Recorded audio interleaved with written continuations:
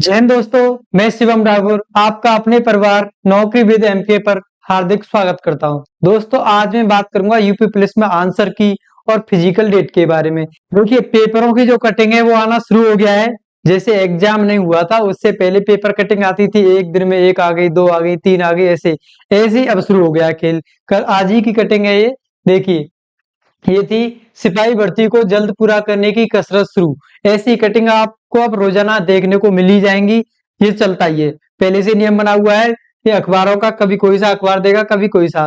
तो आपको इनको लेकर याद ज्यादा कुछ नहीं सोचना है, जो नियम है वो फॉलो होते हुए चलेगा। मैं बात करूं अगर आंसर की तो आपको भी पता है कोई भी एग्जाम हो 10 दिन के अंदर उसकी आंसर की आ जाती है। 31 तारीख को आपका पेपर का एंड हुआ है, यानी कि 10 दिन के लगभग उसकी आंसर की आ जाएगी।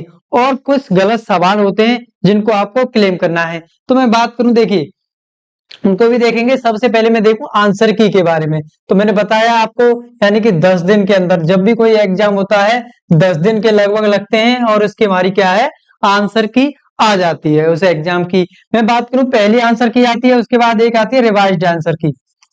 रिवाइज्ड आंसर की आती है, ये कौन आती है कि कोई भी आपका जो एग्जाम होता है इसमें कोई भी गलत क्वेश्चन हो तो उसको आप क्लेम कर सके, उसके लिए रिवाइज्ड दोबारा से आती है।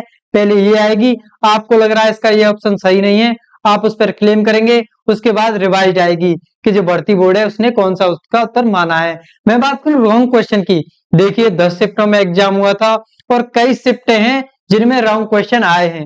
मैं बात करूं 23 अगस्त की, 23 अगस्त को हमारा पहला एग्जाम हुआ था। 23 अगस्त की सेकंड जो शिफ्ट रही थी हमारी, उसमें दो प्रश्न गलत थी। कितने? दो प्रश्न के लगभग गलत थे, हिंदी के लगभग बता रहे हैं जिनमें दो प्रश्न गलत थे। अब इनको प्रॉपर गलत कहना तभी होगा जब आंसर की आएगी वो अपना क्या उत्तर मानते हैं। उसके बाद रिवाइज आएगी, आपको क्या है, दो हो, तीन हो, चार हो, जिसको भी आप लग रहा है कि फर्स्ट शिफ्ट में ये गलत था मेरा, सेकंड में गलत था, या फिर दूसरे दिन गलत था, तो आपको वो क्लेम करना है। आपको जो लग रहा है कि ये मेरा क्वेश्चन गलत है, जो पेपर में आया ये गलत है, तो आप क्लेम करिएगा। वैसे ये होता है क्लेम कोई भी कर दे, जब अगर क्वेश्चन हमारा गलत है तो सभी को मार्क बराबर मिलते हैं, अगर वो सही है तो अगर आपका गलत है तो आपको कट जाएंगे। ऐसी ही बात करूं 23 अगस्त को जो सेकंड शिफ्ट थी उसका दो प्रश्न, ऐसी 25 अगस्त की, 25 अगस्त को जो फर्स्ट शिफ्ट रही थी, फर्स्ट शिफ्ट का जो एग्जाम था हमारा उसमें भी दो प्रश्न के लगभग गलत रहे थे। ठीक है, इन सही और गलत क्या पता जब ही चलेगा जब आंसर की आ जाएगी, उसके बाद ये रिवाइज में आ जाएगी, यानी कि भर्ती बोर्ड मान लेगा कि हाँ ये गलत थे। और एक और बात करूं 30 अगस्त, 30 अगस्त को जो शाम की सेकंड शिफ्ट हुआ था उसमें जो मैथ के क्वेश्चन थे वो गलत थे।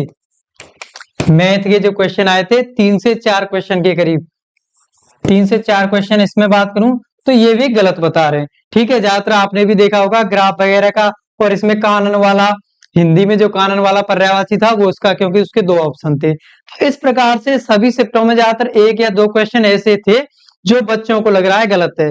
तो आपको जब भी आंसर किया है तो क्लेम करना है। अगर आपका वो क्वेश्चन गलत होगा तो आपको फुल मार्क मिलेगा, अगर वो क्वेश्चन गलत नहीं होगा भर्ती बोर्ड उसको रिवाइज्ड आंसर की में अपनी में बता देगा कि हमने वो गलत माना है कि सही माना है। देखिए, अगर मैं डेट वाइज बात करूं तो 10 तारीख तक हमारी पहली आंसर की आ जाएगी, 10 सितंबर है जो हमारा, इसकी पहली आंसर की आ जाएगी तब तक। उसके बाद रिवाइज्ड आएगी, आप क्लेम करेंगे, उसके बाद 10 दिन के लगभग ही, यानी कि 20 सितंबर तक क्या है हमारी रिवाइज्ड आंसर की आ जाएगी। उसके बाद क्या होता है, आप जो भी सही ऑप्शन आपने माना है भर्ती बोर्ड जो मानेगा वो मान लेगा अपना। ठीक है, क्लेम यही तो होता है। ज्यादातर तीसरी आंसर की नहीं आती है, लेकिन जब ज्यादा ही हंगामा किसी प्रश्न के ऊपर होता है तब तीसरी आंसर की आती है, नहीं तो दो आंसर की आने पर रुक जाता है। उसके बाद जैसे ही दूसरी आंसर की हमारी आएगी उसके जितना जल्दी हो सके कट ऑफ को लाने की कोशिश की जाएगी, यानी कि इसी सितंबर में 30 सितंबर तक हमारी कट ऑफ आ जाएगी। अगर ये प्रोसेस चलेगा तो, अगर ये प्रोसेस चलता है तो 30 सितंबर तक जो हमारी जो नॉर्मल कट ऑफ आ जाएगी। अगर मैं बात करूं फिजिकल की, अब मैं बात करूंगा फिजिकल की, तो मैंने बताया 30 सितंबर तक क्या है आपकी कट ऑफ आ जाएगी। जो मैं बता रहा हूं इस प्रोसेस से अगर भर्ती चलेगी, अगर बीच में कोई रोक ना लगी तो जो प्रोसेस चलेगा वो नॉर्मल चलता है, यही चलेगा। फिजिकल की बात करूं तो जैसे ही 30 सितंबर को कट ऑफ लगेगी उसके बाद जो है फिजिकल की डेट शुरू हो जाएंगी, यानी कि 20 दिन के बाद, इससे 20 दिन के बाद क्या है आपके फिजिकल की डेट आपको मिल जाएगी। ज्यादातर को जो फिजिकल कराया जाता है वो उसी के एरिया में किया जाता है, यानी कि अगर मथुरा से बिलोंग है आप तो मथुरा, आगरा से बिलोंग है तो आप आगरा। ज्यादातर फिजिकल ऐसे ही होते हैं।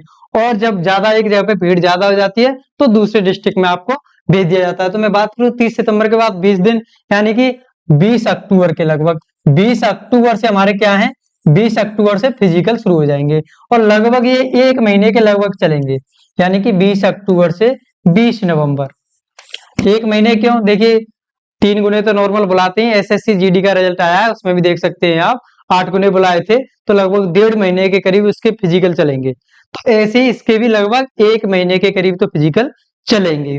उसके बाद जैसे ही फिजिकल हो जाएंगे उसके बाद आपकी क्या है, फाइनल कट ऑफ लग जाएगी। क्या लग जाएगी, फाइनल कट ऑफ।